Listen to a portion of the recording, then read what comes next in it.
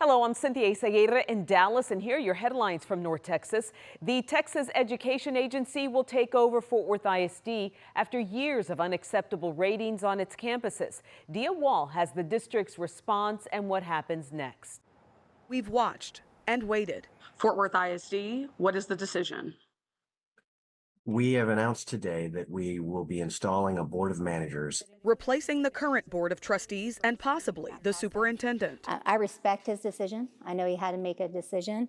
And so whoever he names as the conservator, I look forward to working with them. Commissioner Morath tells me that Fort Worth ISD is actually seeing an increase in chronically underperforming schools. In fact, up to 20 campuses that have been academically unacceptable for multiple years. While the board respects the commissioner's commitment to student success and accountability, it is disappointed by the decision, and we hope the matter will be reconsidered. The board would not say whether it plans to appeal. Next week, an informal review meeting is scheduled, and the application for the board of managers is open to anyone who lives in Fort Worth.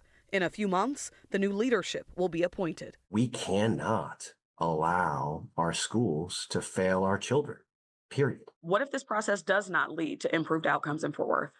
That is a great question. We have a track record in Texas, thankfully, that is relatively successful. That being said, as you wisely point out, there is no guarantee of how well we will do in the future.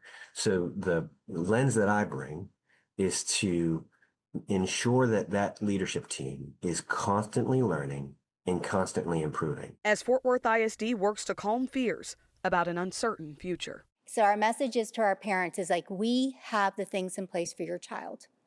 Bring them to school every single day, support the schools, engage with us, hold us accountable as we hold everyone else accountable around the framework to support their children.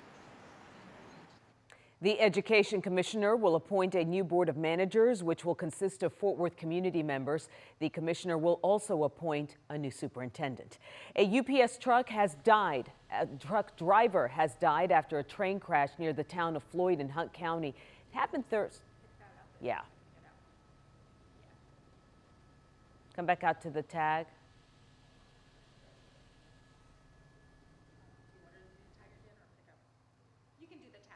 Tag again.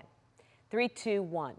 The Education Commissioner will appoint a new board of managers, which will consist of Fort Worth community members. The commissioner will also appoint a new superintendent. A UPS truck driver has died after a train crash near the town of Floyd in Hunt County.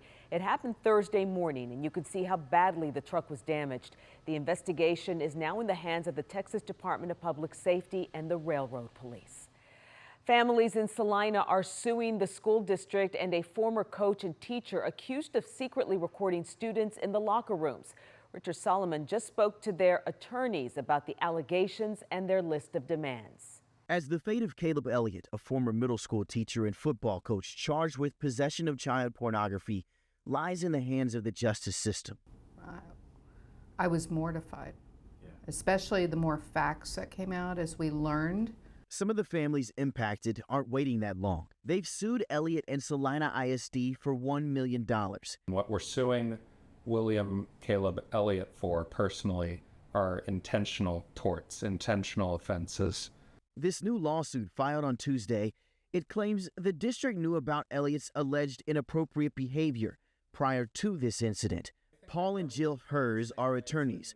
They represent the families, and they say their clients include students Elliott allegedly recorded in the locker room, either naked or half clothed. Their sons were victimized by Caleb Elliott, and they should know how that came to be. The lawsuit claims in the 2023 school year, Elliott had an improper relationship with the senior, and instead of firing him, the district moved him to the middle school. According to an arrest warrant affidavit, investigators found 12 groups of photos showing naked or partially clothed boys in the locker room. Elliott's excuse, according to the lawsuit, claimed, quote, he did not know it was illegal and said he was trying to deter theft. This suit also says the district sent apology letters to parents of the victims. We've reached out to Salina ISD several times about this lawsuit, but we've not yet heard back. I want to see William Caleb Elliott held accountable for what he did, regardless of who he is or who he knows. The Hers say it's more about just money. They want to get the families justice. In Dallas, I'm Richard Solomon. A stunning sight in McKinney for thousands of drivers on Wednesday. The cab of a tow truck dangling over an overpass as crews rushed to pull the driver to safety. It happened on the Sam Rayburn Tollway right near 75.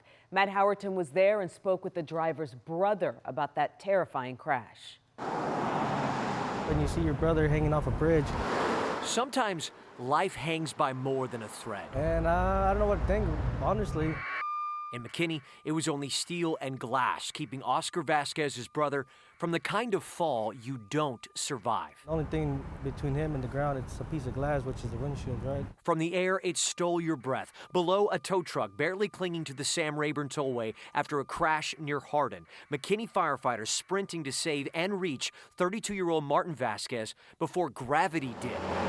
Oscar hearing about it all from family on the way to the scene. She called me on the way here. It's like, hey, you know, it's a little worse than we thought. He's hanging off a bridge. Hanging off a bridge doesn't sound good at all, right? Texas DPS says Vasquez was hauling two vehicles on a flatbed trailer when he came upon a disabled car in the roadway. Vasquez tried swerving to miss it, but struck the vehicle and the concrete barrier. For us, having a semi hanging off of Sam Rayburn is not a normal day on the job. Once Oscar arrived, he and McKinney Fire spokesperson Luis Aguilar then witnessed a daring rescue unfold. What ended up happening is truck one put their ladder right under the semi, break the glass from the cab, and then just have them come out through there. Vasquez then seen from the air free, but more importantly, alive. Remarkably, after all of that, the crash, the rescue, the driver stuck in that cab walked away with just minor injuries. Just a cut on the head. He didn't even want to be transported to the hospital after the fact. The other driver who was stalled also walked away okay, but they and Vasquez were taken to the hospital out of caution. I just think, you know, the first responders are amazing. Oscar says his brother Martin turns 33 later this week, and after a moment like this, just for him to walk off with the scratch in his head, you know, it's a miracle. There's a little more to celebrate. In McKinney, I'm Matt Howerton. That was Matt Howerton reporting. Well, Big Tech said howdy to a lot fewer folks this fall. Teresa Woodard started drilling down on the attendance numbers to find out why the crowds thinned out this year. Our State Fair of Texas. It is the ultimate Texas tradition, and 2025 was untraditionally tough. But when reality hits, traditions die. Attendance at the State Fair dropped to its lowest point in a decade. Organizers blame a mix of hot temperatures, a government shutdown, unfounded fears over immigration raids at Fair Park, global uncertainty, and the economy. But a UT Dallas professor says, I'm not surprised, no. It's only one of those. It's not a lack of interest, it's a lack of disposable income. Just over 2 million people heard howdy folks from Big Techs. Though that's still a lot of folks, a former Dallas city manager believes the dip should be studied. So cities, we're always looking at that stuff as like, okay, are we still the it thing, you know? And we want to stay the it thing. We have this enjoyment discretionary funds that we use for good times, right? You know, it's usually 10, 15% of your take home. And the fact is that's been squeezed. Stephen Haynes calls it funflation, and he predicts retailers are about to feel. As we get into Black Friday next month, you know, I'm predicting that we're going to have a bad year. What the fair already felt. People are at their breaking point when it comes to their wallets. In Dallas, I'm Teresa Woodard. And those are your headlines from North Texas.